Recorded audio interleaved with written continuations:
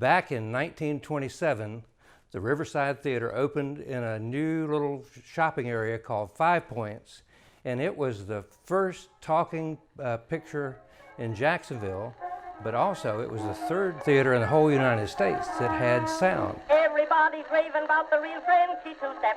Everybody wants to do this most fancy new step. It's a funny bear, Paris on a tear. Well, I do declare it is classy. Gabby brought the dance and it's got us all a-going. Since she came, no other twirl has had any showing. It's a music treat for your dancing feet. It is flashy but neat. I was born in 29. I think it was about when I was 8 years old or 9 that my mother started letting me walk down 10 blocks to the theater. It was pretty. You know why they're called movie palaces? It's because those were all opera houses. And across the country, movies just kind of seeded, colonized, and took over opera houses. So the Five Points Theater was one of the first buildings that was made for a movie theater. It wasn't previously something else.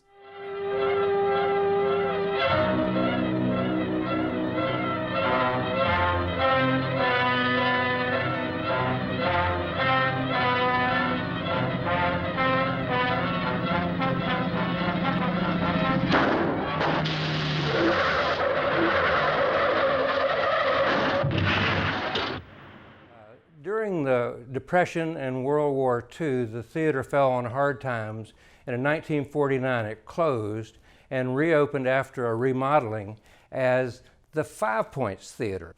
It had a smoking lounge, it was air conditioned, it was the state of the art. I loved going down and smelling the popcorn.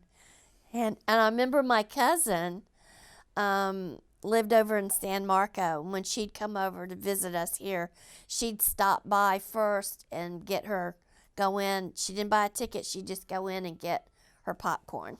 And so when I came to Jacksonville and visited my grandparents, we would always come to Five Points. We'd do our grocery shopping there. I saw my first television in the window of the appliance store at Five Points. And I distinctly remember the first movie I saw at then the Five Points Theater. It was the coronation of Queen Elizabeth in Technicolor. It was like a documentary. It was the whole program. It was shortly after she was coronated back in the early 50s. When she was crowned queen, I got to see that on the screen at the Five Points Theater. Recorded now on color film is a chapter of the histories of tomorrow for future generations to consult.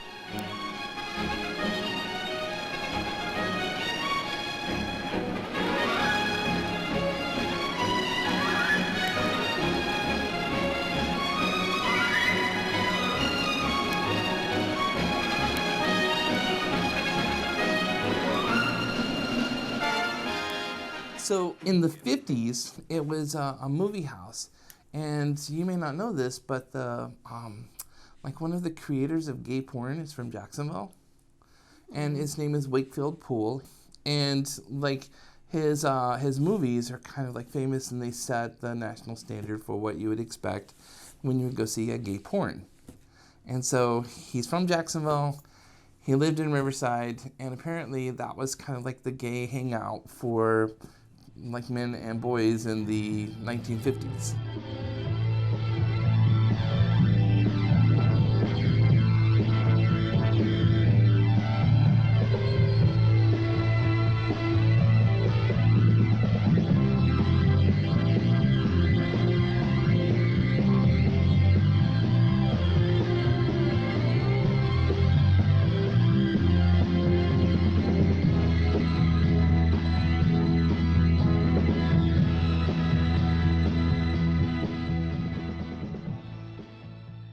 As the avant-garde era of the 1960s and 70s came along, Five Points started to absorb some of that alternative culture, and I guess the pivotal moment was the opening of Edge City. Edge City was what they called a head shop, where they sold smoking paraphernalia, psychedelic posters, and those things catering to the hippie populace. I'm Gunnell Humphreys. I own Edge City since 1976, actually, with my partner who passed away 3 years ago, Tom. And yes, I've been here for 43 years in 5 Points and seen things come and go, both coming and going. You know, Edge City used to have all the goth stuff there, Edge City. Edge City's always been adapting, you know what I mean? But back in the day, you went to Edge City for all your gothic stuff. The makeup, the magazines, the fangs, the fake blood, the hair dye, all of it. By 1977, the theater closed again. A man named Brooks Haas, H-A-A-S, bought the building. He was an architect, and perhaps not one of Jacksonville's greatest architects, because he saw fit to modernize the building by covering the entire beautiful brick facade with a stucco cladding that was horrible. He had a giant 3-story number 5 emblazoned red and stucco on the front of the building. That was just a horrible thing for all of us folks who love historic buildings. In the early 80s, a theater company called A Company of Players took over the building, and they had a number of theater productions there and were reasonably successful for quite a while.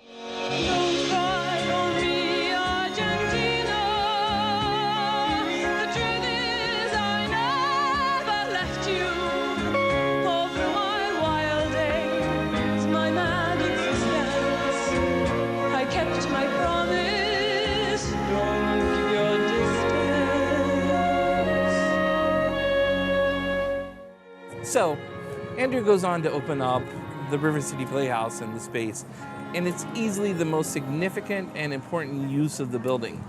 River City Playhouse opens up at a time where American society is obviously testing some boundaries, but for Jacksonville, he was blowing the boundaries off the doors.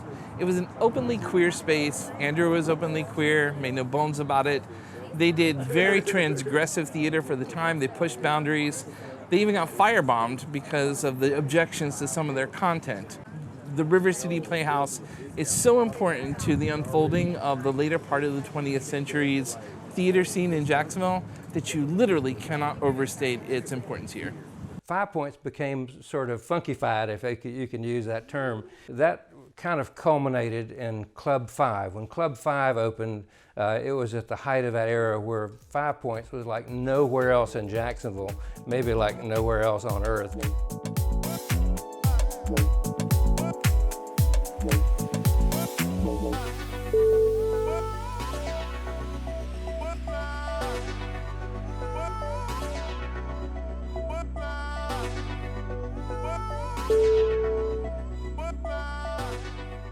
But the line for the ladies' night on the Thursday would wrap around the block.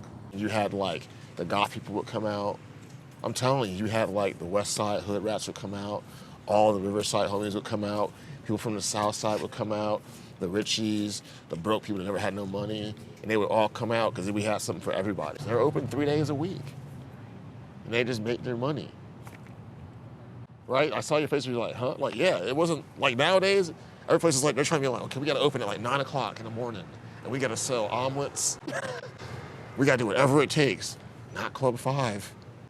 And everyone in the same crowd still came out. You know what I mean? They had the whips and the chains and the fish hooks and the fire and the candle. I'm telling you, like the whole nine. People getting hung from hooks from the ceiling and stuff like that and getting kicked and all that. You know what I mean? It was just weird. It was, and really pushing it, like the drag shows, everything. Like working security, for example.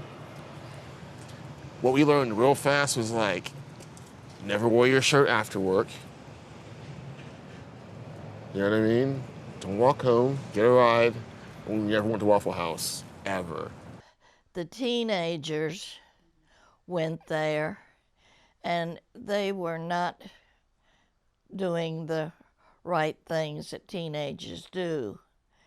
It was a very, very bad place. And not everybody was happy about it. There was drug paraphernalia lining the streets in the morning sometimes after their big shows, and there were motorcycle gangs came in, and some of the scantily clad shows they had on there were just outrageous for those people who heard about them. People didn't have a problem with it. It was cool. You know what I mean? Like it was just, you went to Club 5. It was really a part of 5 Points, straight up. Well, we had a lot of problems with the theater at one time. I think the perception is that it was rough here at one time, you know, and I never felt that way, and Tom never felt that way, but people felt that way, that it was like a rough neighborhood and maybe a little dangerous or something. I never had a problem. And when it finally closed, it wore out its welcome, most of the merchants in the neighborhood breathed a big sigh of relief. About 4 years later, automobile dealer Mike Shadd bought the building and had aspirations to not only restore the building to its original facade, but to make it back into a commercial building.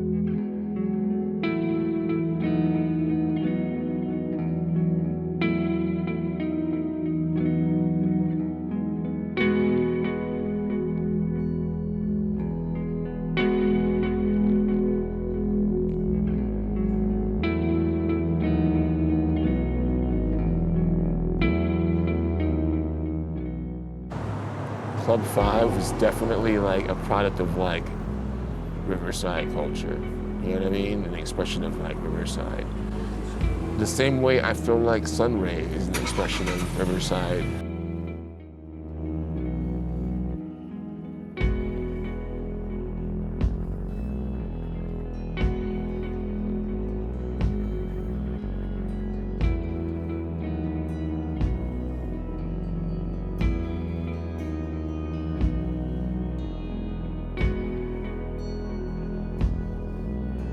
You have this building that should either be a club or a theater anyway. Now it's a wonderful theater. Everyone goes to Sunray. And yeah, it's definitely a product of 5 Points. I feel like, and that's why it's so successful. I've always understood that 5 Points, as long as you act right, come on through.